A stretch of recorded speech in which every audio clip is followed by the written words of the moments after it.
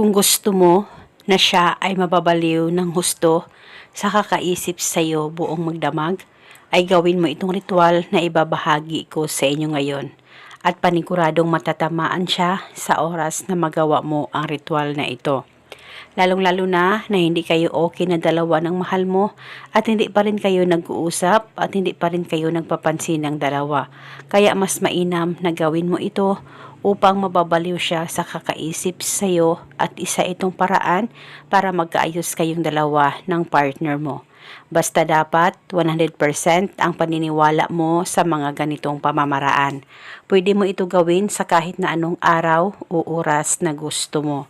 Ito'y napaka-epektibo at napakadali pong gawin at ito ay makakatulong sa inyong dalawa ng partner mo.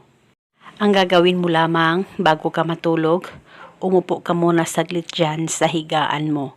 Ipikit ang mga mata mo, pakaisipin mo siya ng mabuti, mag-focus at mag-concentrate ka at banggitin mo lamang ang mga salitang ito.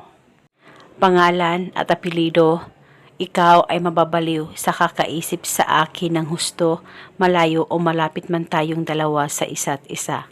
Banggitin mo lamang ito ng paulit-ulit kahit ilang beses. At pwede ka mag-iba o magdagdag ng hiling kung gusto mo, wala pong problema.